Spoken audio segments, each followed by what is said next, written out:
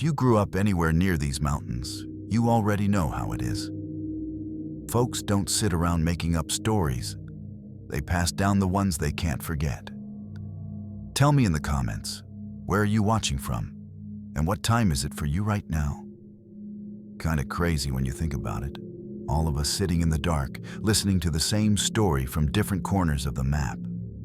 Go ahead and hit like and subscribe so more people can find their way into these woods, even if they probably shouldn't. All right, here we go. The cabin by the lake wasn't mine. It belonged to my uncle, and he offered it to me for the summer after my sophomore year ended. I didn't hesitate for a second. I needed a break, real space. No cramped apartment walls, no blaring city noise, no phones vibrating at all hours. Just quiet. So when Uncle Raymond mentioned his place out by the water, I agreed before he even finished describing it. He handed me the keys over dinner and gave me one warning, so casually it barely registered at the time. The water rises and falls. Don't let it worry you. It's normal for this part of the Blue Ridge. That was all he said. No explanation, no reason. I nodded like it was nothing and didn't ask questions. Maybe because I didn't want to seem nervous, maybe because I didn't care. The cabin was old but sturdy. Faded green paint curled along the windowsills. But the inside looked almost sterile, clean, uncluttered, with the faint smell of lemon polish. It stood on tall stilts above a wide, glassy lake at the edge of a dense Blue Ridge forest that rolled down the slopes like a dark ocean. The trees looked as though they could swallow the whole place if they leaned just a little farther forward. The nearest neighbor was over a mile away, down a gravel path that twisted through the woods. When I parked my car and stepped out, cicadas buzzed in the heat, and for a long moment, the stillness of the lake made everything feel suspended, like time had stopped. I remember thinking, this is perfect. When I first looked at the water, it didn't seem real. It was flat gray blue, perfectly still, reflecting the trees like a sheet of burnished steel. Not a ripple disturbed it. I carried my bags inside, unpacked, cooked something simple from the groceries I brought, and ate on the deck as the sun dropped behind the ridge. The quiet was heavy but peaceful. I told myself this was exactly what I'd wanted. Space. Calm. Silence. The first night passed easily. I sat outside watching the stars until the air turned cold enough that I could see my breath. I fell asleep quickly. The second night didn't go so well. I woke up around 12:47 a.m. I remember because I checked the clock on my phone. There was a sound coming from outside, faint but sharp enough to pull me out of a deep sleep. At first, I thought it was wind brushing through the trees, but it wasn't rhythmic like wind. It was steady, almost patterned, like slapping. Water against wood.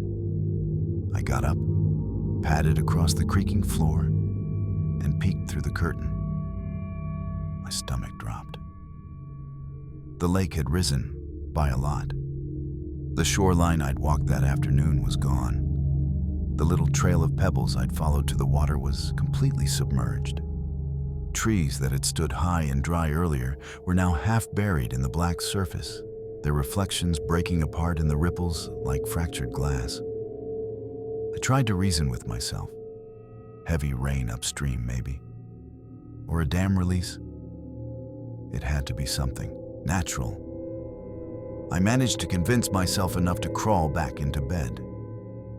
By morning, everything had changed again. The water was gone. Not just lower, but gone. The level had dropped several feet below what I'd seen that first day. The wet earth beneath the trees was dry, cracked, like it hadn't seen moisture in weeks. There were no puddles, no mud, nothing. I stood on the deck, blinking against the glare, and felt a cold unease coil in my stomach. The next couple of days were quiet, but not peaceful. something about the air in that house started to feel off. The silence wasn't relaxing anymore. It was heavy, oppressive. On the third morning, I woke up to find the kitchen chairs weren't where I'd left them. Two had been dragged a few feet from the table. I stood there staring, trying to imagine myself doing it in a half-asleep daze. I couldn't picture it, but I told myself I must have. Maybe I bumped into them the night before. That's what I wanted to believe. That afternoon, while making coffee, I noticed a wet trail in the hallway. At first, I thought I'd spilled something. Then I saw the prints, bare footprints, small and thin, leading from the back door toward the living room. My heart froze. I lived alone. I followed the prints, each one glistening faintly, until they faded near the front of the house. I grabbed a towel, wiped the water away, and checked every lock, doors, windows, even the attic hatch. Everything was shut tight. I spent the next hour trying to come up with an explanation. Maybe I'd walked in with damp feet and just didn't notice. Maybe they looked smaller because of the way the water had spread. But deep down, I knew better. My feet weren't that narrow, and the heels had looked strange.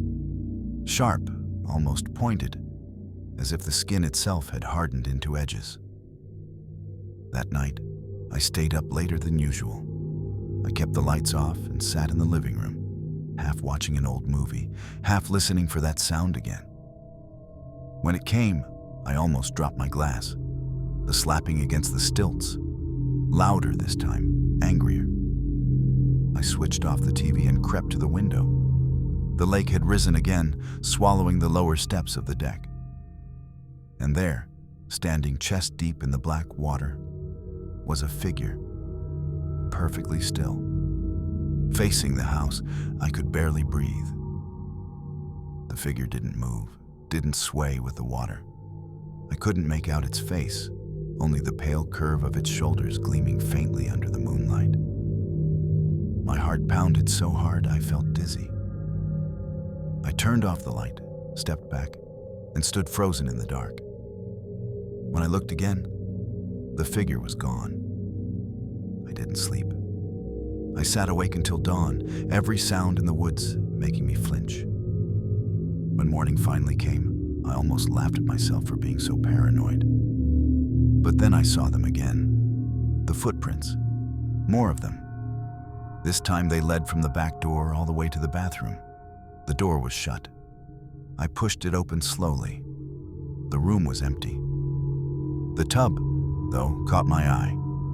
Bone dry. But stuck to the porcelain was a long strand of black hair. Not mine. I've got short blonde hair. This was dark, coarse, and clinging like it had just been pulled from water.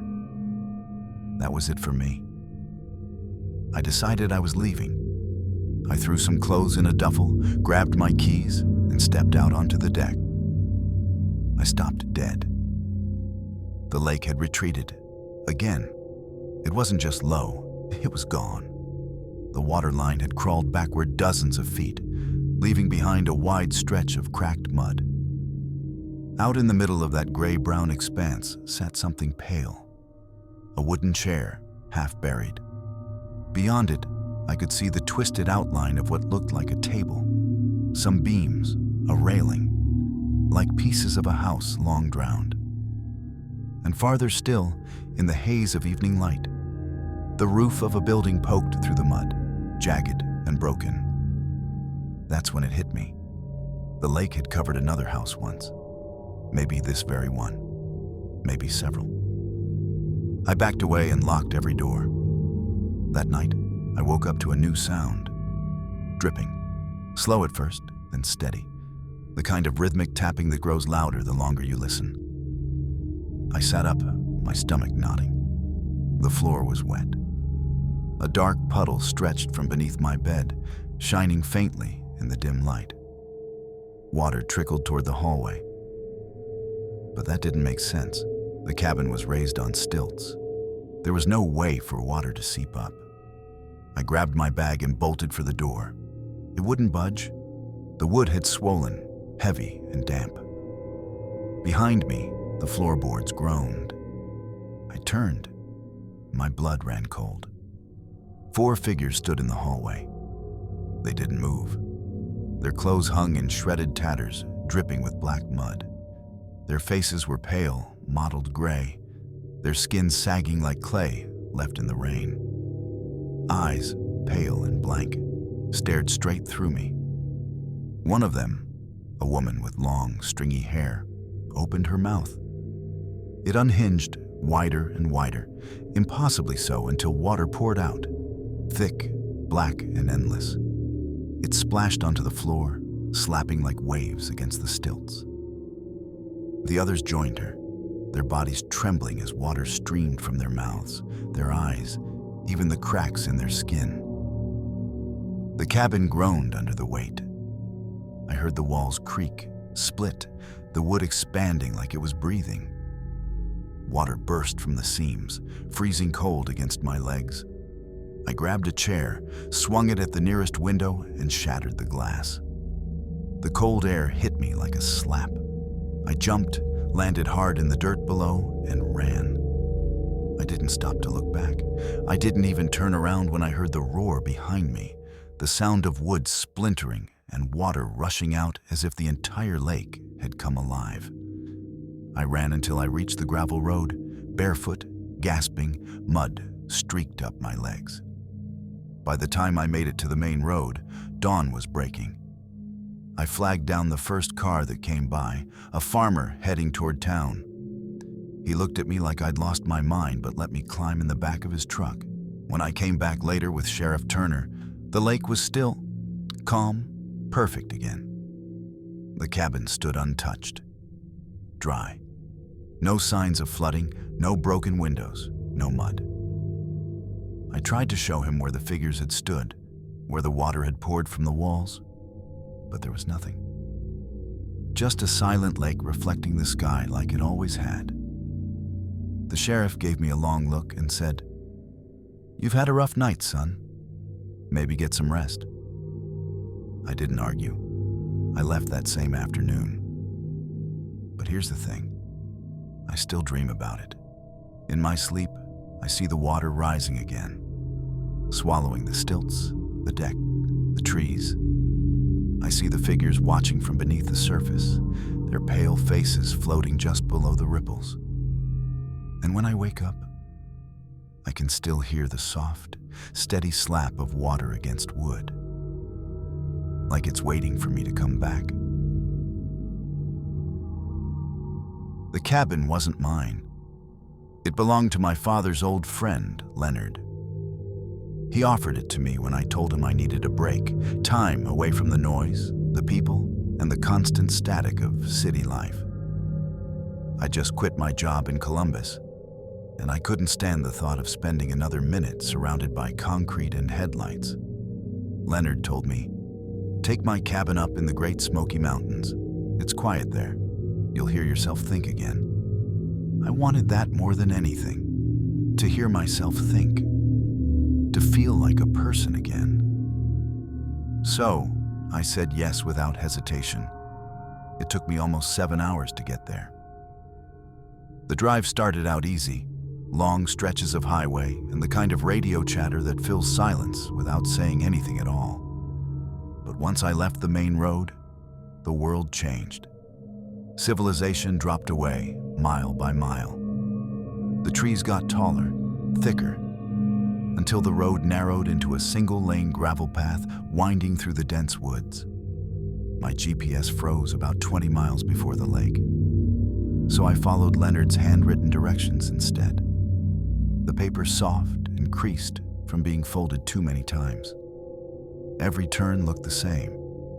Shadows twisting between trunks, the faint crunch of tires over loose stone. For a while, I thought the forest didn't want me there. The way the trees leaned in, it felt like they were trying to push me back out. But then the woods broke open, and there it was, Cypress Hollow Lake. It wasn't like any lake I'd ever seen. The water was black, flat, and still, reflecting the sky so perfectly that it seemed endless. The surface shimmered with a faint silver sheen, like polished slate under the last light of the sun. Leonard's cabin sat near the waterline, perched on short stilts as if expecting the lake to rise up and swallow it someday. The porch wrapped all the way around, weathered and wide, with an old dock stretching out into the center of the lake like an invitation I didn't know whether to trust. When I stepped inside, the air felt heavy, thick with the smell of wood and something faintly sweet, like old flowers left too long in water. It was silent. Not city quiet, but real quiet. The kind that makes you suddenly aware of every breath you take. I stood in the doorway for a long time, letting that quiet sink in. The ceramic dish Leonard said would hold the keys sat on a small table beside the door, exactly where he said it would be, filled with dried pine needles and one faded skeleton key. The first 2 days were easy, perfect even. I fell into a rhythm that felt almost foreign after years of constant work and noise. I woke with the sunrise instead of an alarm. I made coffee on the old stove, the kind that hissed and popped, and drank it down by the dock as the morning mist lifted off the water. The lake was calm then, almost comforting, its surface unbroken except for the occasional fish slipping through with a flash of silver. I spent my afternoons reading real books, pages I could feel, not screens.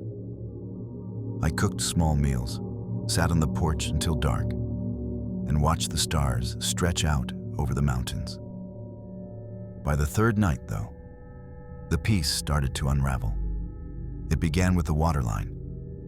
The first day, the lake reached the bottom step of the dock. The second, it had fallen away a few feet, leaving a muddy strip between the water and the wood.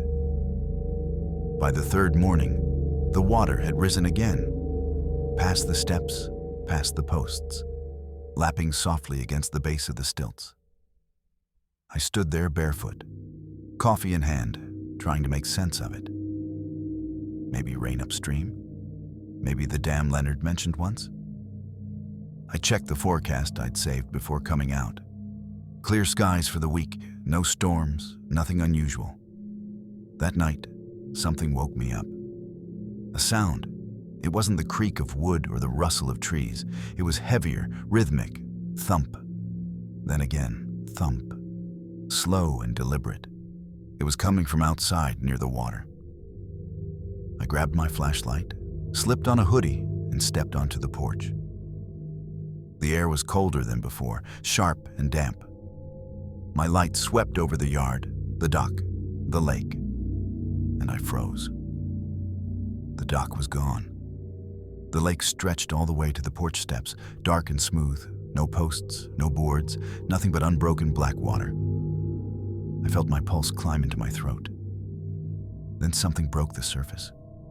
A shape, round and pale, like the crown of a head. It didn't move, didn't swim, just hovered there, half submerged, facing me.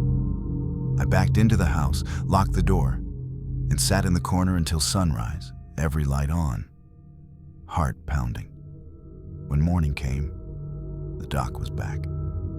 Mud smeared the boards in long streaks, and deep gouges raked across the wood like something had clawed its way along it. I almost packed up right then. Almost. But daylight has a way of shrinking your fear. Everything feels explainable when the sun's out. So, I told myself I'd imagined it. Maybe I was overtired. Maybe my mind was making shapes from shadows. That afternoon, I decided to take the hiking trail that circled the lake. I thought maybe some movement, some sunlight, would shake off whatever was creeping through me. The path was overgrown in places, roots tangled like veins. But I kept going, letting the rhythm of my steps drown out my thoughts. About halfway around, I came to another dock. It was smaller, older, slanting slightly into the water, its planks soft with rot. A thick rope hung from the edge, tied to a heavy stone that disappeared into the lake. The rope was frayed and stiff, dark with stains that looked almost reddish. Then I saw them. Footprints. Bare, human footprints, pressed deep into the mud near the shoreline. They led from the trees straight into the water. No prints coming back. Just an ending. I don't know how long I stood there staring, but when I finally turned, the woods felt closer, like they'd shifted a little while I wasn't looking. I ran the whole way back. That night, the sound returned, louder this time. But it wasn't outside. It was beneath me. The cabin stood on stilts, and whatever it was under the floor. I lay flat, pressing my ear against the boards, and felt the vibrations. 3 heavy knocks, a pause, then 3 more. A pattern. I crawled to the window and looked out. The dock was there again, and at the far end stood someone or something, tall, unmoving. Its head was too smooth, too round, like a river stone polished to perfection. I didn't sleep that night. I sat in the corner, the flashlight clutched in my hand, until dawn painted the trees gray. When light finally spilled through the windows, I moved fast, throwing clothes into my bag, jamming my charger and wallet into my pocket. I didn't care about the rest. I just needed to leave. As I turned toward the door, I saw movement through the window. The figure was closer now, standing knee-deep in the water by the steps. Its skin was pale, slick, like it had soaked too long. It tilted its head slowly, as if listening. I froze. The air inside the cabin felt suddenly thick, damp, like I was breathing through water. Then it took a step. The sound of it, wet, heavy, sent something cold crawling up my spine.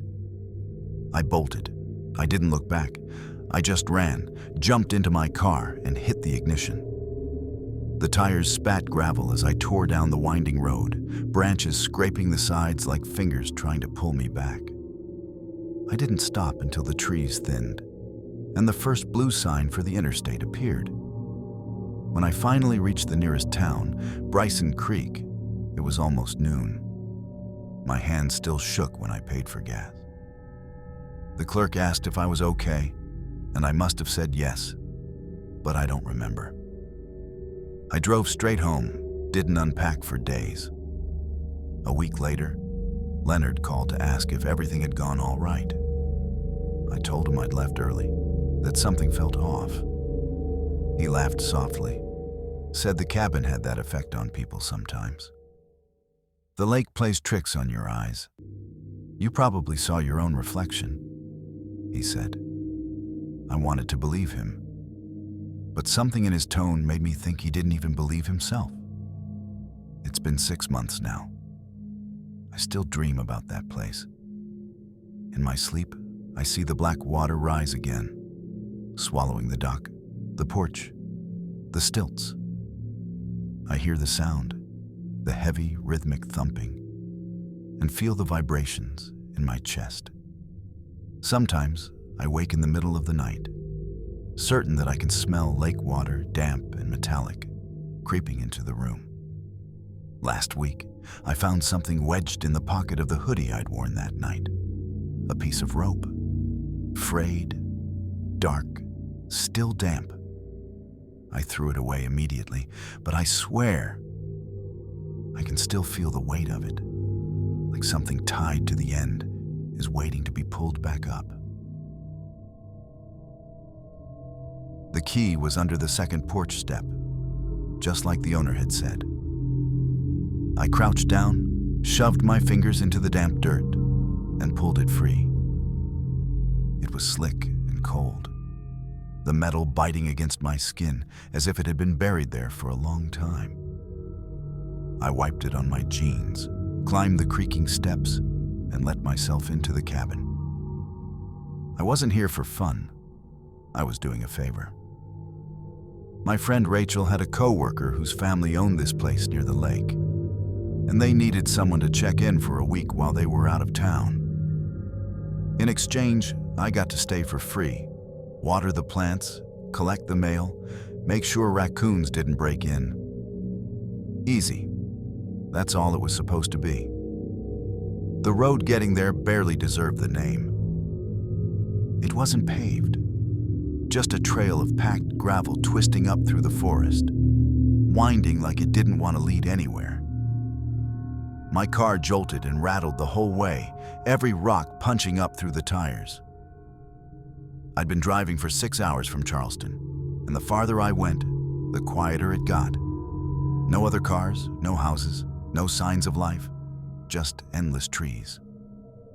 The road eventually spilled out onto a ridge, and that's when I saw it. The lake. Still, dark and impossibly smooth, stretching out between the folds of the Cumberland Mountains. The water looked metallic under the gray sky, reflecting the trees with eerie perfection.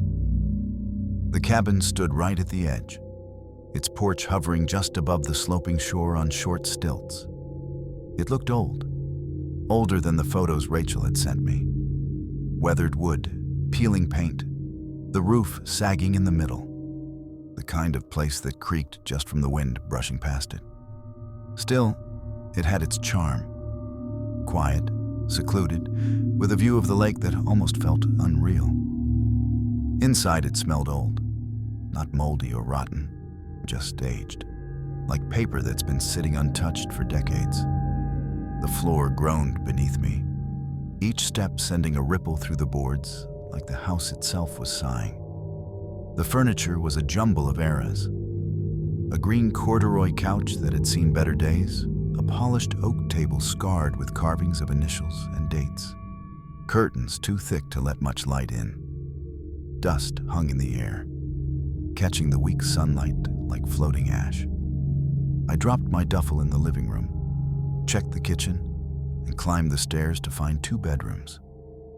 I picked the one that faced the lake. The bed sagged in the middle, the mattress groaning when I pressed a hand down.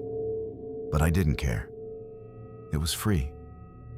I unpacked a few things, just enough to make it look like I was staying, and told myself this would be easy. The first day passed quietly. I walked the shoreline, cooked something simple, sat on the porch with a book I hadn't touched in months. The silence felt almost holy. No traffic hum, no buzzing phones, no talking. Just wind in the trees and the faint lap of water against the rocks. It felt like the world had forgotten me, and for once, I didn't mind. But as night fell, that quiet turned heavy. You don't realize how loud silence can be until it's the only thing left. Every creak of wood sounded like a whisper. Every distant rustle felt deliberate. I tried to tell myself that was the point. Silence meant safety out here. That illusion didn't last. On the second night, I went to bed early.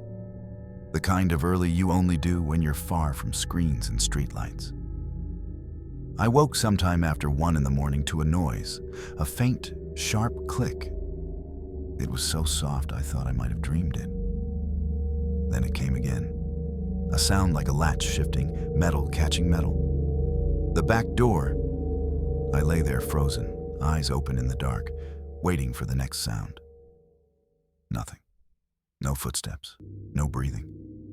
Just that one click echoing in my head. I told myself the wood was old, the doors warped and settled in weather like this. I didn't believe it, but it was enough to get me through the night. The next morning, I checked the back door. Locked, exactly as I'd left it. The third night, it happened again.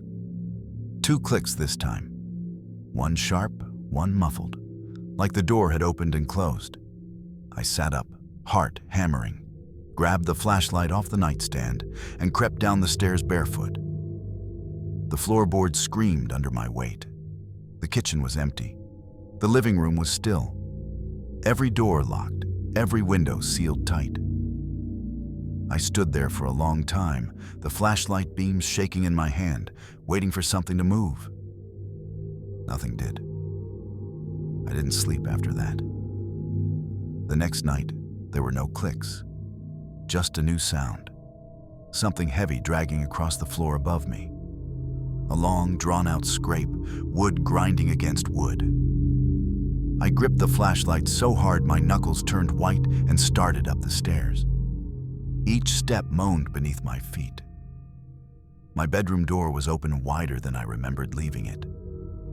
Inside, everything looked normal except the bed. It wasn't against the wall anymore. It had been pulled out at an angle, just a few inches, like someone had started moving it and stopped halfway. That's when it hit me. This wasn't the house settling. This wasn't my imagination. Someone or something was inside. I barely slept at all. Every time the boards creaked, I flinched. When morning came, I dragged myself outside for air and froze. The lake had risen. When I'd arrived, there had been at least 20 feet of rocky ground between the porch and the water line. Now, the water lapped against the lowest step. The earth beneath the cabin shimmered wet. My car, parked up by the trees, had water pooled around its tires. It hadn't rained once.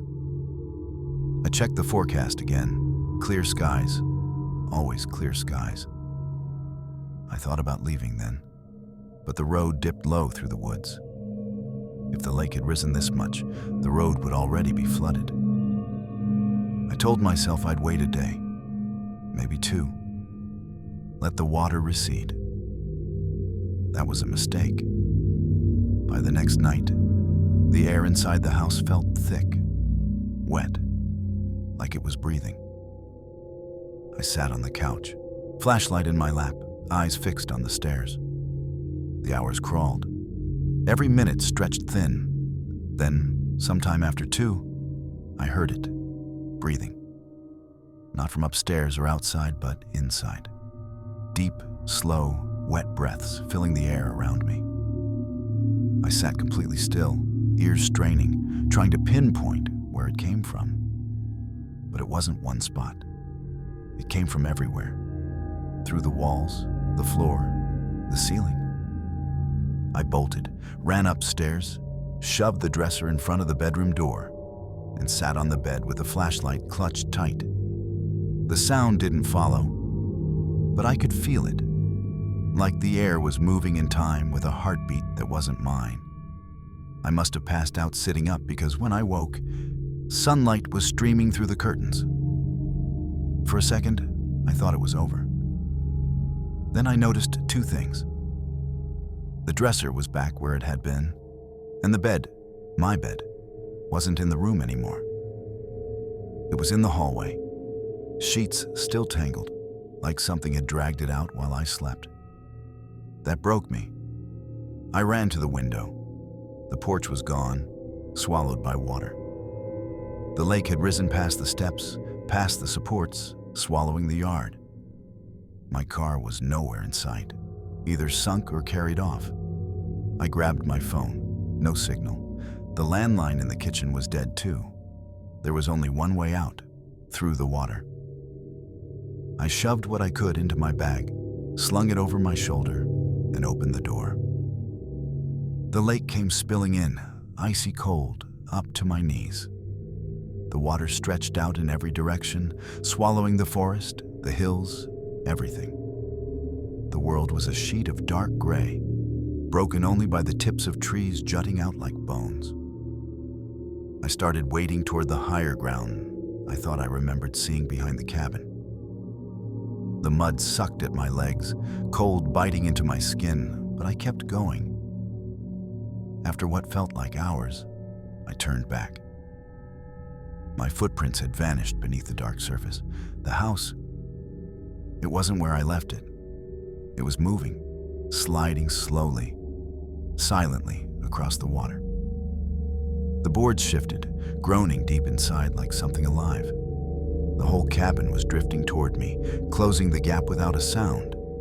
I stumbled backward, heart slamming in my chest, and then I ran. The cold hit like knives when I dove in. I swam as hard as I could, lungs screaming, every kick feeling like it wasn't enough. Behind me, I heard it. The slow drag of wood over water, a deep, guttural sound like something vast shifting beneath the surface. I didn't look back.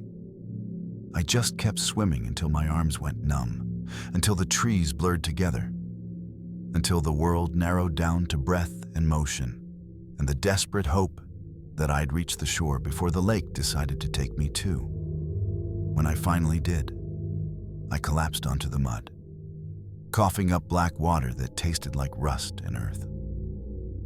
I turned just once, just enough to see the cabin still floating there in the distance, half sunk, turning slowly as if watching me go.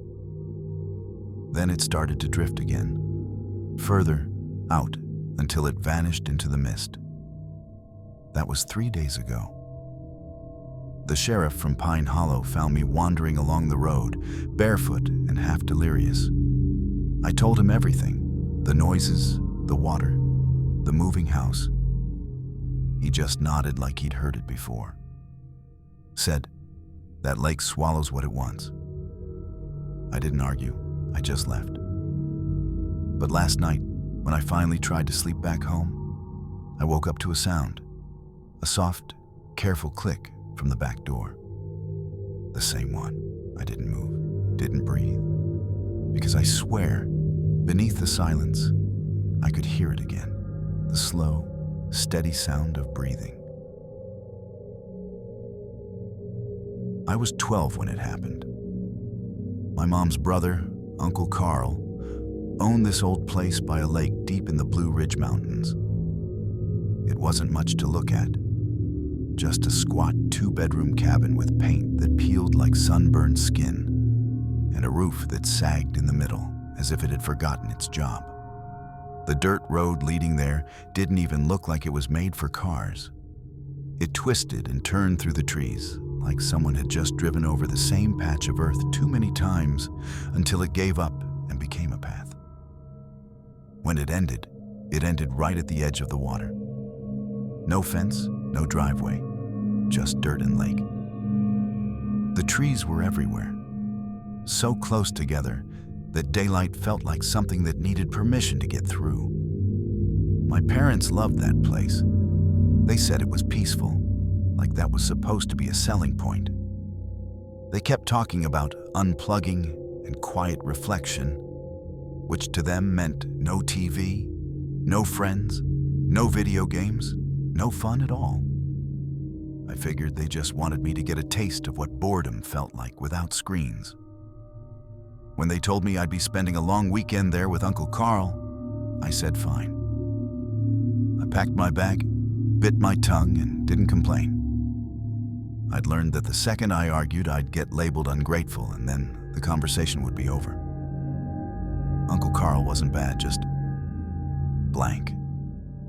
He was tall and thin, with a head of short gray hair and a face that looked like it was made to frown. He talked the way clocks tick, short, steady, predictable. Things like, "You hungry?" or "Don't go near the dock at night." He didn't explain much, didn't joke, didn't fill silences.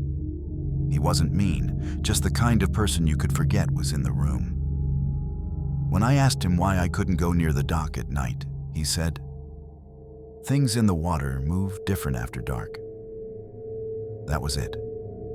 I didn't ask what that meant. I didn't really want to know. The drive up was long. His truck smelled like smoke and old tools, and the radio was busted.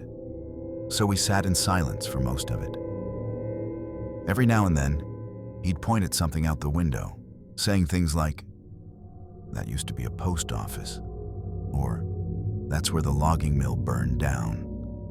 The road got narrower the farther we went, until it barely fit the truck. When we finally reached the cabin, the lake looked more like a sheet of metal than water. Flat, dull gray, perfectly still. No ripples, no boats, not even birds overhead. Just stillness, the kind that made your ears ring. Inside, It smelled faintly like wet wood and something older underneath, like rot trying to stay hidden. The floorboards sagged and groaned, the walls leaned inward like they were tired, and the windows were thick with grime. The furniture didn't match. There was a couch that had probably been green 20 years ago, a kitchen table scratched up with old initials, and one framed picture of a black dog that looked like it had been gone a long time. No TV, just an old radio with dials big enough to belong in a museum, and a few yellowed paperbacks stacked on a shelf.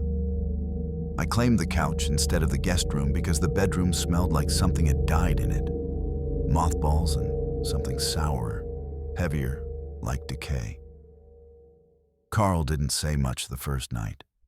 He sat at the table doing a crossword while I stared out at the lake through the big glass doors. The water didn't move at all. It was like someone had taken a photo and glued it to the horizon. Eventually, I got tired and read until the light faded. Then I just listened to the bugs outside until sleep found me. The second day was fine. Boring, but fine. The kind of day where you count clouds because there's nothing else to do. The weirdness started small. The door that led to the back deck didn't close right. I figured it just stuck because of the humidity. But when I asked Carl about it, he barely looked up from his crossword and said, "Wood swells after rain, nothing to worry about." He was right. The latch hooked, but not well. If you pressed even a little, it popped right open again. I didn't like that. I told myself I was being paranoid. Later that day, Carl went into town to buy fishing bait. I was glad to have the place to myself, so I wandered down to the dock. It was pathetic. Half the boards were splintered, and 2 old lawn chairs rusted at the end, like they'd been abandoned there decades ago. I sat down, threw rocks into the lake, and watched the ripples disappear too fast. That's when I realized it wasn't just still. It was silent. No birds, no crickets, no frogs. The whole forest around me was holding its breath. The silence had weight to it, pressing against my ears till I couldn't take it anymore. I went back to the cabin. That's when I saw them. Footprints. They led from the back door straight across the kitchen floor. Small, bare, muddy footprints. I froze. The prints were too small to be Carl's. He wore heavy boots that left big, deep treads. These were light, thin, almost delicate, like a kid's. I stood there, staring, trying to make sense of it. When Carl came back, I showed him. He stopped in the doorway, looked down, and his face went stiff, not scared exactly, just locked tight, like he was holding something back. He crouched to look at them, then said, "Floor's damp. Mud sticks, that's all." He grabbed a rag and wiped them up. Didn't ask where they came from, didn't joke. Just cleaned them like it was nothing. That night, I didn't sleep much. The dark outside didn't feel right. It pressed against the glass like something alive, leaning close to look in. Every creak of the floor made me flinch. Carl was snoring in the other room, so I told myself I was safe.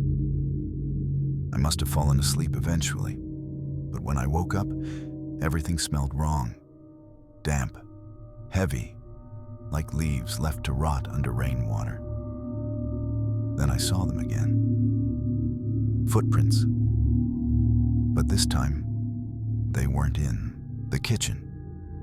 They were in the living room. They led from the back door all the way to where I was lying on the couch and stopped right beside me. I didn't think.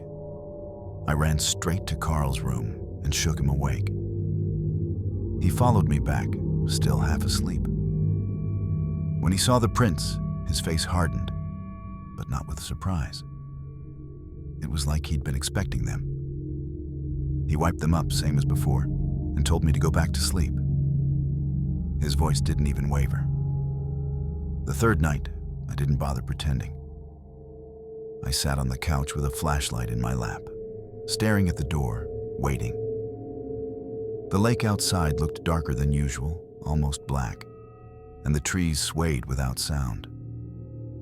Around 1 in the morning, I heard a faint scrape, metal on wood. My stomach turned to ice. I swung the flashlight toward the back door. The latch hook was moving, slowly, like an invisible hand was lifting it 1 careful inch at a time. It clicked free. The door eased open on its own.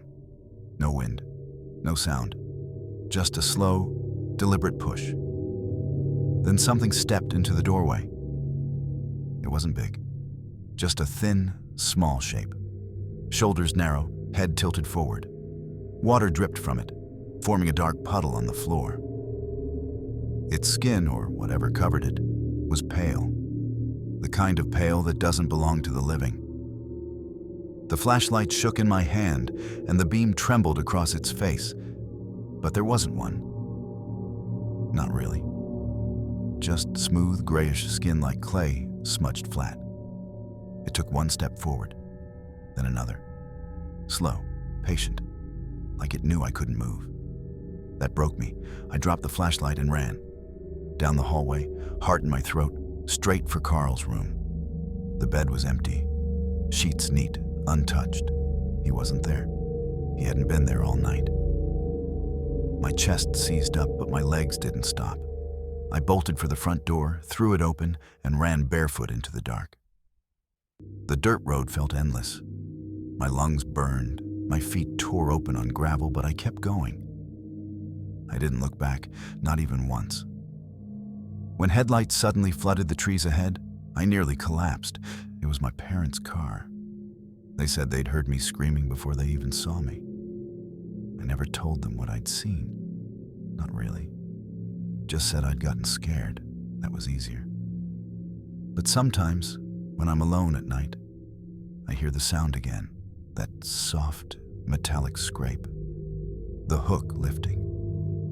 And every time I do, I smell it, the damp, rotting leaf scent of the lake. Uncle Carl's cabin burned down a year later. The sheriff said lightning must have hit it. No one was inside. They never found his truck. They never found him either. My cousin Jake owned this lake house way up in the Blue Ridge Mountains, the kind of place that doesn't show up on maps anymore. No neighbors, no phone reception, no lights after sunset, just trees stacked thick as walls and a lake that looked more like a sheet of black glass than water. He'd inherited it from his grandfather years back, but barely ever went there. When I told him I needed to get away for a while, get my head straight, he said, "Take the lake house. Stay as long as you want." I said yes before thinking about it. I just wanted quiet. I didn't understand yet that some places have a quiet that doesn't belong to you. The drive felt endless. Every mile farther from town, the world thinned out. Gas stations disappeared, then houses, then even the road signs gave up. 2 lanes shrank to 1. Pavement turned to cracked asphalt, then to dirt, then to a trail that felt like it had been made by accident. My GPS froze and blinked out somewhere after a crooked wooden bridge, so I had to rely on Jake's directions scribbled on the back of an old receipt. "Keep left at the fork where the mailbox used to be," it said.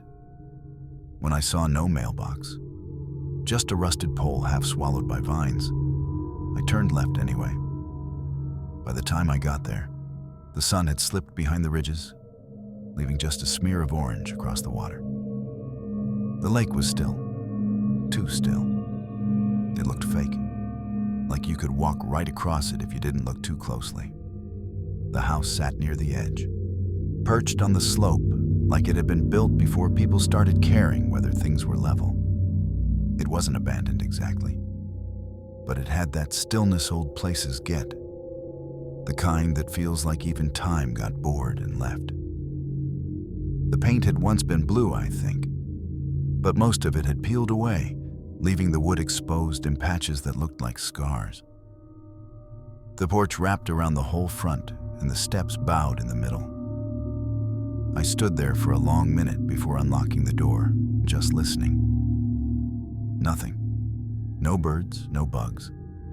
Not even the sound of wind through the trees. The silence felt thick, like it had weight to it. Inside, the place smelled like wood and dust and something faintly sour, like the air had been trapped for a decade and had started to turn stale. There were old framed photos on the walls, black and white family portraits, faces faded into sepia ghosts. Strangers, all of them, smiling at nothing. It made me uneasy, like I'd walked into a life that didn't want me there. I dropped my bag by the door and explored.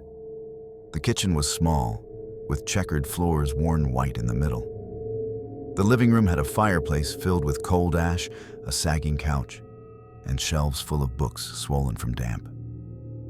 There was a rotary phone on the table by the window, heavy and black, its cord coiled tight as if it didn't want to be used. I picked it up out of curiosity and heard nothing. Dead air. Still, the line worked when I called Jake later that night. "Everything's good," I told him.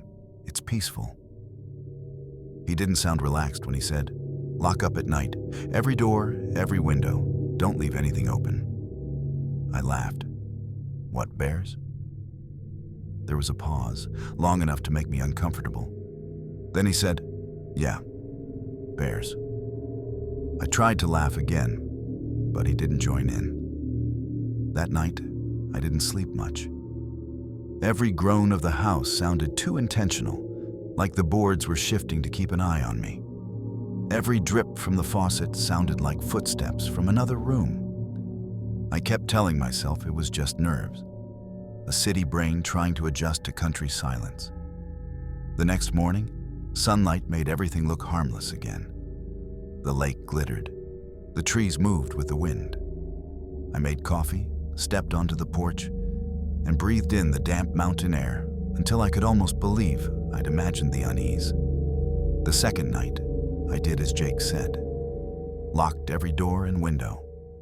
I checked them twice just to be sure, then went to bed early, lulled by the creak of the house and the soft lap of water outside. When I woke up, the kitchen door was wide open. The cold morning air poured in, chilling the floor under my feet. The rug by the door had a ripple in it, like someone had been standing there for a long time, shifting their weight back and forth. I stared at it until the light changed, trying to come up with an explanation that didn't make me sick. Maybe I'd forgotten to latch it?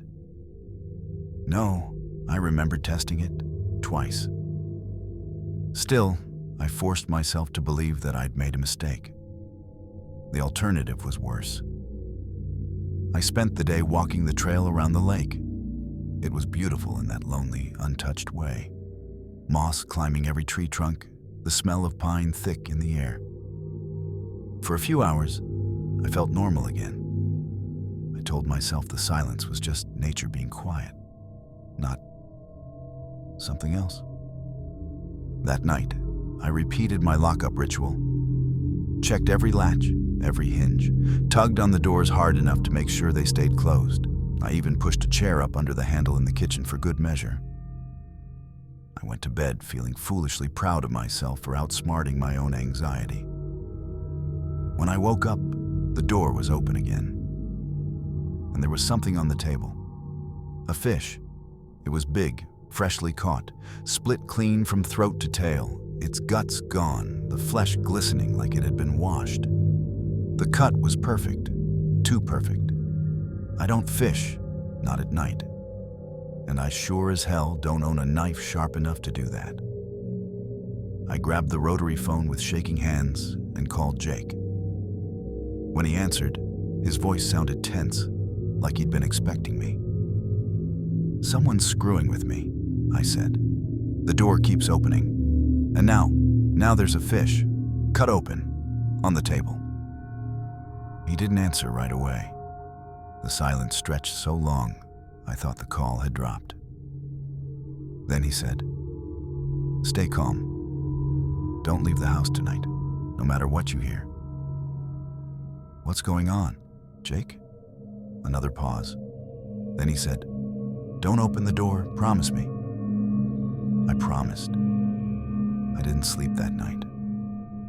I sat on the couch in the dark, the biggest kitchen knife I could find clutched in my hand, the rotary phone beside me on the armrest. The air felt heavy, pressing against my skin. Around 1 in the morning, I heard it. Slow, deliberate steps on the porch. Bare feet. The wood creaked under the weight, each step careful, measured. I held my breath, muscles locked. The steps stopped right outside the kitchen door. Then a voice, soft, muffled through the wall, called out, "Come out, just for a second." The knife shook in my hand. Another voice joined it, higher this time, almost a whisper. "You left the door open for us before. Do it again." The air went cold. My throat locked up. I couldn't move, couldn't even breathe. The voices circled the house, footsteps following them, slow, wet sounds against the porch planks. Then I heard tapping, fingertips or nails against the window glass. Tap, tap, tap. Something dragged across the siding. A long, slow scrape. Like claws. I wanted to run, to scream, to throw open the door and bolt into the trees, but Jake's words stuck in my head. "Don't open the door." So I stayed still. For hours I sat there in the dark, every sound stretching longer than it should. The voices faded after a while. The tapping stopped. The air went dead again. When the first light of dawn seeped through the cracks in the curtains, I still hadn't moved. The porch was empty when I finally dared to look. The door was shut, locked, like it had never opened at all. But near the steps, the wood was wet. Not from dew, wet like something had stood there, dripping. I left that morning. Didn't bother to pack much, just threw what I could into the car and drove until I saw cell service again. When I finally called Jake, I told him I was done, that he could burn the place down for all I cared. He didn't sound surprised. "You did lock up?" he asked quietly. "Yeah," I said. "Every door, every window." There was a long silence. Then, almost too soft to hear, he said, "Good. Just keep them locked." That was 3 weeks ago. Last night I woke up to a sound outside my apartment window. A slow, deliberate creak, like someone walking barefoot across old wood. I don't even have a porch. When I checked the door this morning, there were wet footprints on the floor. Small, human-shaped, glistening faintly in the light. The cabin sat low near the water line, its roof stooping with age, its deck warped like it had been holding its breath through too many storms. Every step I took on it made the boards croak and sigh, like the whole thing might finally give up if I pressed too hard. My uncle had asked me to drive up and check the place because the forecasts warned of a deep freeze that week. It wasn't supposed to be a big deal. Make sure the pipes weren't frozen, turn the heat on, maybe stay overnight if I wanted to. That was the pitch. I'd done it a few times before, but never this late in the year and never alone. Usually, one of my cousins tagged along, or the neighboring cabins still had a few lights flickering across the lake. But this time, the mountains were empty. All the summer people had gone weeks ago. Their boats were chained up or flipped over on the shore, cabins dark, driveways buried under layers of fallen leaves. The gravel road wound up the ridge and back down again, and my headlights were the only thing moving through that black forest. For one moment, the beams caught the cabin's porch, and then they cut through nothing but shadow, swallowed by trees and the dark stretch of lake behind me. When I shut off the engine, the silence that filled the air was so complete, it made the ticking of the cooling metal sound deafening. It was the kind of quiet that made you feel unwelcome, like the world itself was waiting for you to leave. There was no cell service, Not that I expected any out in this corner of the Allegheny Mountains. I checked once anyway, then switched to airplane mode to save what little battery I had. The air outside was bitter and dry, the kind of cold that feels thick enough to breathe. I climbed the steps, half expecting one to snap, and unlocked the door. The key fought me at first, grinding against the old metal, but finally turned. Inside smelled exactly the same as always. Cedar from the firewood closet and a faint trace of damp, like the walls still remembered the lake mist. Thin curtains hung limp over narrow windows, and the rug by the couch had the same curled corner it always did, waiting to catch your toe. The walls were lined with framed black and white photographs. Families standing beside canoes, kids with fishing poles, women in long skirts smiling at something outside the frame. The faces were faded and ghostly now, all sepia eyes and hollow smiles. I dropped my bag on the couch and went room to room checking the faucets. The bathroom tap sputtered, then steadied. The kitchen was sluggish, but water still came through. Everything was fine, until it wasn't. There was a light on in the back bedroom, just one. A dull yellow glow leaking into the hallway through a door cracked an inch open. My uncle wasn't the kind of man to forget something like that. He shut off everything when he left, the radio, the lights, even unplugged the toaster. The last time we were here, he made me double-check every outlet before locking up. So the light shouldn't have been on. I told myself maybe one of my cousins stayed up here last month and forgot. Maybe. But my gut didn't buy it. I pushed the door open. The room looked like a snapshot from another century. The same quilted bedspread, matching nightstands, the dresser leaning to the left like it was too tired to stand straight. The lamp on the table glowed like it had been burning for hours, its pull chain swaying slightly. I reached out, tugged the chain. Click, darkness. Problem solved. I checked the closet, nothing but hangers and old coats, and moved on. But when I walked back through the living room, the air felt different. Heavier somehow. Like the house was aware of me now, like it was listening. I was standing in the kitchen when I heard it. A faint metallic clink. The sound of metal tapping glass. My head whipped around so fast, my neck cracked. Nothing. The counter was clean, the sink empty. I checked the cabinet over the sink, every glass bone dry and neatly stacked. Nothing had fallen. I stood there for a long moment, waiting for another sound. But the house had gone still again. Old pipes, I told myself. Old houses talk. By the time I was finished checking things, the sky outside was completely black. The lake wasn't even reflective anymore. It looked like a pit that swallowed the stars. I heated a can of soup on the old gas stove and ate it on the deck, staring at the faint line where the water met the trees.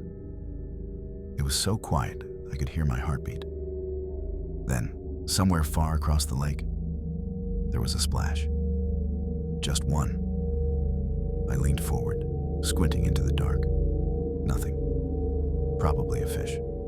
I wanted it to be a fish. When I went back inside, the light in the back bedroom was on again. That same pale yellow spill glowed across the hallway. I froze. I didn't want to go near it. Everything in me said leave it alone. But I had to check. I stepped closer, hand trembling as I pushed the door open. Everything was exactly the same as before. The same lamp, the same dull glow, the same still air. I yanked the chain hard enough to make the fixture shake. Click. Darkness. I checked the plug, even pulled it halfway out of the socket. I stood there staring at the outlet like doing that would make a difference. Then I noticed the bedspread. It had a crease now. A deep, diagonal indentation running from corner to corner, as though someone had pressed down on it with their whole weight. I didn't look at the closet. I didn't even breathe near it. I shut the door and walked out. I tried to read, but every noise set my nerves off. The heater coming on sounded like a footstep. The wind outside felt like someone brushing against the glass. Around midnight, I got up to check the back door. The bolt was undone. I knew I had locked it. I remembered sliding the metal home and testing it, but it was open. Cold air seeped in through the crack at the bottom. My hand shook as I relocked it and shoved a chair under, the handle for good measure. Then I lay down on the couch with every light on, coat zipped, boots beside me. I must have drifted off because the sound that woke me was quiet, but clear. A splash, this time close, right under the deck. I froze. Another sound followed. Soft, slow footsteps on the wooden boards outside the door. The heater clicked once, then went silent, as if the house itself was holding its breath. Then I saw it. A line of yellow light glowed beneath the hallway door, the back bedroom again.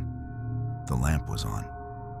I wanted to believe I was dreaming, but the cold air coming in through the cracks told me I wasn't. That soft stripe of light cut through the dark like a blade. The chair by the back door hadn't moved. The bolt was still across. No one could have come through there. Whoever was in that room hadn't entered through the door. I grabbed my bag. My fingers shook so badly I nearly dropped it. I didn't bother with socks or the book I'd left open on the table. I didn't even turn off the lights. I just slung the strap over my shoulder and walked out the front door barefoot. The air outside felt like knives, slicing at my feet as the gravel tore them open. But I didn't stop. I didn't look back. Not once. I ran until the trees thinned and the faint orange glow of the main road appeared ahead of me. When I finally got a signal, I pulled over and called my uncle. He sounded half asleep when he answered. But when I told him what happened, he was silent for a long time. Then he said, "No one's been up there since early summer. You sure you were in the right room?" I told him yes. The one at the end of the hallway, the one with the old pull-chain lamp on the nightstand. Another pause. "We don't have a lamp like that," he said finally. His voice was flat, distant. "There's never been one in that room." I sat there on the side of the road with the phone pressed to my ear, the wind screaming against the car windows. And for a second, I thought I heard something through the line. A faint metallic clink, like a spoon tapping glass. My uncle's cabin by Black Ridge Lake wasn't on any GPS map. To find it, you had to follow a winding mountain road past a crumbling stone church with boarded windows and no name. The church looked like it had been abandoned 100 years ago, just sitting there, crooked in the weeds, waiting for someone to remember it. I almost turned around after that, thinking I'd gone the wrong way. But just when I started to doubt myself, I caught the faintest shimmer of water glinting through the trees. By then, the forest had swallowed the road completely. The branches locked together above like ribs closing over me. The sunlight splintering into thin stripes across my windshield. It felt like a place the world had forgotten. The last 10 miles were nothing but cracked gravel twisting through endless forest. No houses, no mailboxes, no power lines. My radio gave up first, then my cell signal. By the time I pulled into the gravel drive, my phone was dead. The dashboard clock had flickered out. And I hadn't seen another person or car in hours. It was just me, the trees, and that dark strip of lake whispering somewhere below. The cabin sat low to the ground, crouched near the waterline like it was trying to hide. Its wood had gone gray and soft from years of damp, and moss curled up the sides in green patches. My Uncle Terry called it rustic. I'd always thought rotting was closer to the truth, but I never said that out loud. He loved this place. When he told me he'd be heading to visit his sister-in-law's family up in Illinois for a couple of weeks, he'd asked if I could stay here and keep an eye on things. Make sure the pipes didn't freeze, start the heater in the evenings, maybe sleep there a few nights. I said yes without thinking. I wasn't working much then, and free lodging sounded good. The moment I unlocked the door, the smell hit me. Wood, dust, and something faintly sour underneath, like old rain trapped between the boards. The floor creaked like it was greeting me reluctantly. It wasn't dirty, just tired. The kind of tired that no amount of cleaning ever fixes. Everything inside was brown and dim, from the warped wood panels to the heavy curtains nailed shut across every window. I noticed that right away. The nails, not tacks, not pins, but heavy iron nails hammered deep into the frame, as if whoever sealed them had meant it to stay that way. I remembered the one thing my uncle had said when handing me the keys. Don't open the curtains after dark. At the time, I laughed it off. Some backwoods superstition, I figured. The Allegheny Highlands were full of old stories about spirits and things that lived in the water, things that didn't like the light. I thought it was just mountain folklore. But standing there with those nailed curtains and that stillness pressing against the windows, I started to wonder if it was something else. The first day passed quietly. I unpacked, checked the taps. Water pressure was low but steady, and walked down to the dock. The lake was black and flat, reflecting nothing, not even the faint outline of the surrounding pines. No houses, no lights, no movement. Just that vast sheet of darkness stretching to the tree line. The silence there was thick enough to make you aware of your own heartbeat. For a moment, it was peaceful. That night, I went to bed early, the cold already settling deep into the cabin walls. Around 2 a.m, something woke me. A sound from outside. It wasn't the wind. It was too rhythmic for that. A soft sloshing, steady and even, like someone paddling a boat slowly across the surface. No motor, no voices, just water moving against wood. I almost pulled one of the nailed curtains aside to look, but the nails stopped me. I could hear my uncle's voice in my head. Don't open them after dark. So I stood there, frozen in the hallway, just listening. The paddling sound moved in slow circles around the cabin, closer then away, closer again, then silence. When morning came, I walked out onto the dock and saw footprints. Bare feet, small ones, too small for an adult. They led to the very end of the dock and stopped, just ended there, as if whoever made them had stepped straight into the lake and vanished. That entire day, I couldn't shake the feeling that someone was watching me. I'd turn around, and nothing would be there. Just still trees, the same perfect reflection of black water.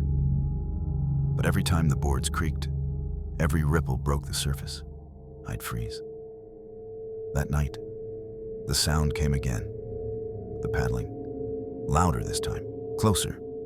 It brushed right up against the dock. I sat in the dark, gripping my blanket, listening as it circled the cabin. I heard the faint splash of water hitting wood, the whisper of something moving. It went on for nearly an hour, slow and deliberate, before stopping completely. The silence afterward was worse than the noise. In the morning, there was something on the porch. A fish, big, its belly slit clean open, hollow inside. No blood, no guts, just a smooth, empty cavity like someone had scooped it clean. A piece of thin twine had been tied around its tail like a handle. I nudged it with a stick, then used the same stick to fling it back into the lake. Not funny, I said out loud, though there was no one there to hear me. My voice sounded wrong in the air, too loud, like it didn't belong in that silence. That night, I left every light on. I sat in the living room, a mug of coffee gone cold in my hands, staring at the nailed curtains. Around midnight, the paddling returned. This time it made full circles around the cabin, slow, deliberate loops. Then, nothing. I waited, ears straining, but the silence stayed. The next morning, there was another fish. This one wasn't empty. Its belly had been slit open, and inside was a stone, smooth, black, polished like glass. I didn't touch it. I just stared until the cold bit through my clothes. When I finally looked up, I noticed something else. Some of the nails in the living room curtains had come loose. They weren't bent or rusty. They'd been pulled just slightly from the other side. The fabric puffed inward, trembling faintly, even though every window was sealed tight. That night, I heard whispering. It wasn't words, not exactly. Just the sound of something wet trying to make them. A slow, dragging breath that came from the wall behind my bed. I didn't move. I just lay there with my eyes open until the first faint light crept around the edges of the curtains. I thought about leaving that morning. I even packed my bag halfway. But the road was long, and the frost outside had thickened into ice. My car was old, the tires bald. I told myself it was paranoia. That evening, I hammered the loose nails back in and dragged a chair in front of the window. That night, there was knocking. It came from the dock. A hollow thump, then another, like something shifting its weight on the wood. I counted the seconds between each sound. 31, then 20, then 10. When I finally worked up the courage to look out the side window, the lake was flat, unmoving, black as ever. In the morning, there were handprints on the porch steps, small ones, 5 fingers each, but the proportions were wrong. Too long, the palms too narrow. I didn't sleep that night. Sometime around 3 in the morning, the cabin groaned. Long, low creaks rolled through the beams, like something heavy was pressing down on the roof. I grabbed the hammer I'd used on the nails and checked every door. Still locked. Then I saw it. Every curtain in the back hallway was loose. The nails I'd hammered in lay scattered on the floor, some bent, some snapped clean in half. The fabric moved like something behind it was breathing. The windows were shut tight, but the fabric rippled anyway, pushing inward. Then something pressed against the glass. A hand, small, pale. Fingers too long, the nails dark and thin like the tips of claws. Water streamed down its wrist and dripped onto the floor. Another hand joined it, and another. They slid down together, leaving streaks across the window pane. The glass didn't break, but it bowed, bending inward under invisible pressure. I ran. I don't remember dropping the hammer. I don't remember grabbing my keys. I just remember the cold slicing through my feet as I tore through the front door, the forest swallowing me in an instant. I ran until the trees thinned and the gravel road appeared, slick with frost. When I finally reached the main road, dawn had just started to bleed across the hills. I turned back once, just once, to look at the cabin. It was small against the lake, still and silent. No movement, no sound. But the curtains, all of them, were drawn open. We left late on a Thursday, just before sunset. The drive was long and winding, the kind that makes you forget what flat ground feels like. The deeper we went into the Smoky Mountains, the more the world seemed to close in. The air grew heavier, colder, and the trees pressed tighter against the road, as if trying to push us back. Every town we passed was smaller than the last. First a handful of houses, then a gas station with a flickering light, then nothing at all. By the time we lost radio reception, I realized we hadn't seen another car in nearly an hour. The road eventually narrowed into a single lane of cracked asphalt winding through dense forest. My phone signal faded to nothing, and with it went the last comforting illusion that we weren't completely alone. The GPS froze somewhere near a nameless ridge, then died entirely. My mother laughed nervously and said, "Guess we're off the grid now." My father didn't laugh. He just kept his hands tight on the wheel, eyes fixed on the endless dark line of trees ahead. We reached the lake just after 9 p.m. The last stretch of road dipped into a hollow where fog sat thick on the ground like a living thing.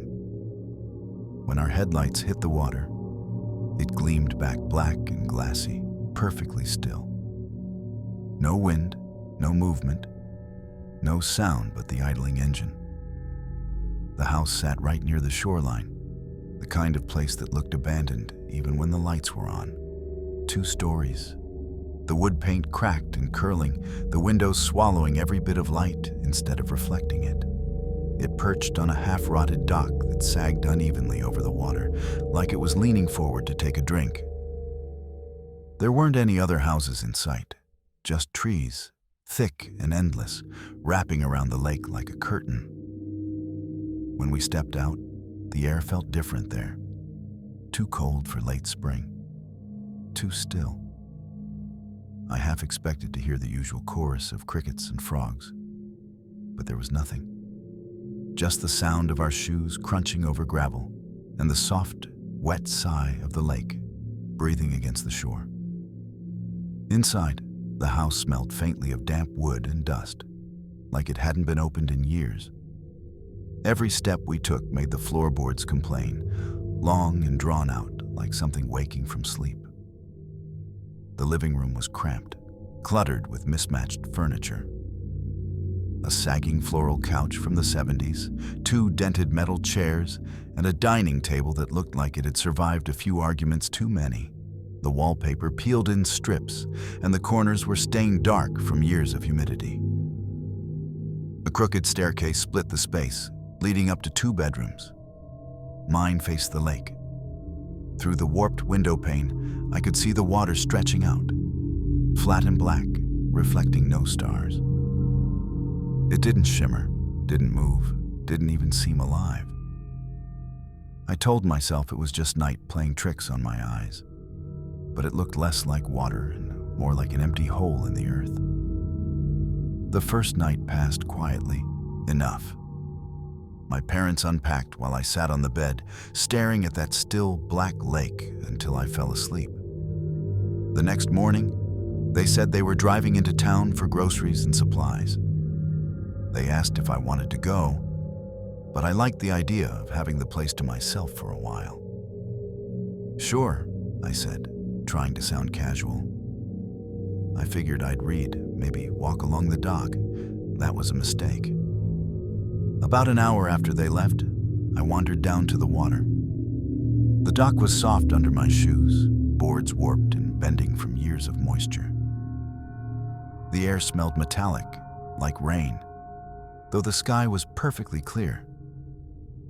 I stood near the edge, staring across the still water, and that's when I saw it. Something pale through the trees on the far side of the lake. A house. It wasn't there the night before.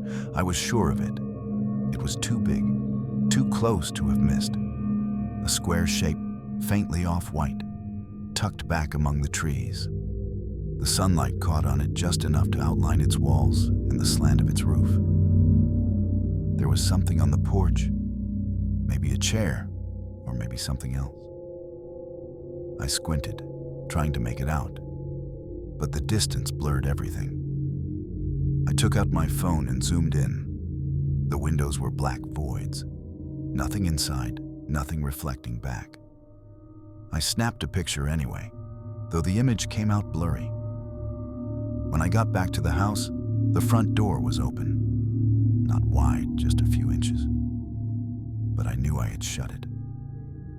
I'm obsessive about things like that. Locks, switches, doors, always double-checking. Maybe the latch hadn't caught. Maybe the wind had pushed it open. Except there was no wind, not even a hint of it. I closed the door firmly, turned the lock, and checked the sliding glass door in the kitchen, still latched. Then I went back to the living room and sat near the fireplace, trying to read. But the silence pressed in so hard that every small sound felt like a shout. By the time the clock hit 2 p.m., I decided to grab a hoodie from my room. When I opened the door, my stomach dropped. My bag was unzipped, clothes spilling out like someone had dug through them. I froze in the doorway, staring at the mess. My heart started pounding in my throat. I checked the closet, empty. The bathroom, empty. Under the bed, empty. The silence was so deep, it hurt. I told myself maybe I'd left it like that, but I knew I hadn't. When my parents texted around 4:30 saying they'd be back soon, I didn't reply. I just sat on the couch with the fireplace poker across my lap, pretending I was reading, pretending everything was normal. But my eyes kept drifting toward the glass door and the dark lake beyond it.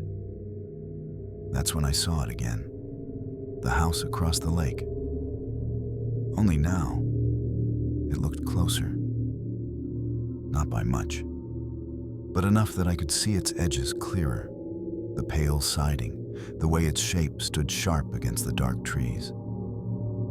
And the porch, empty. I swear something had been there before. There was no dock on that side, no road, nothing that would make sense of how it seemed to shift nearer, like the world was slowly dragging it forward. I pressed my forehead to the cold glass, squinting. My breath fogged the window, and in the faint reflection, I thought I saw movement. Not outside, behind me. Then a sound cracked through the air above. A door closing, upstairs. The poker slipped from my grip and clattered on the floor. The noise echoed like a gunshot in that dead silence. I snatched it up again, pulse thundering so loud I could hear it in my ears, and crept toward the staircase. "Mom?" I said softly. My voice shook. "Dad?" Nothing. The floor above me creaked, slow and deliberate. I took the steps one at a time, each one whining under my weight. When I reached the landing, the hall stretched out empty, pale light seeping from the window at the end. My bedroom door stood open wide. The bag that had been dumped out earlier was gone, completely. The bedspread was smooth, the pillows neatly arranged, the whole room reset like no one had ever touched it. My mouth went dry. Then something moved in the corner. A shadow sliding off the wall, tall and thin, breaking away from the darkness like it had been part of it all along. I swung the poker, a wild, desperate swing that hit nothing but air. The bathroom door slammed shut so hard the sound rattled the walls. I ran, down the stairs, across the living room. The front door stood wide open now, letting in a rush of cold air that smelled like the lake. I should have run outside right then, but something in me screamed, "Don't." I slammed it shut instead, locked it, turned, and saw the curtains in the kitchen moving. The sliding glass door was open. The curtains billowed inward like something had just slipped through. I bolted. Out the front door this time, across the yard, gravel cutting my feet through my shoes. I didn't stop until I saw headlights flashing through the trees. My parents' car. I waved my arms, yelling, choking on the cold air, until they stopped. They jumped out, shouting my name. I couldn't speak at first, just pointed back toward the cabin. My teeth were chattering so hard the words came out broken. When I finally told them what happened, they exchanged the kind of look adults do when they think you're exaggerating. But they went inside anyway, checked every room, every door, every closet. Everything was normal. My bag was back in my room, zipped up, untouched. No open doors, no footprints, nothing. They said I must have fallen asleep and dreamt it, that I'd freaked myself out being alone in an old house. Maybe they were right. But that night, while we ate dinner, I kept glancing out the window toward the lake. The water was still as ever, black and perfect, reflecting nothing.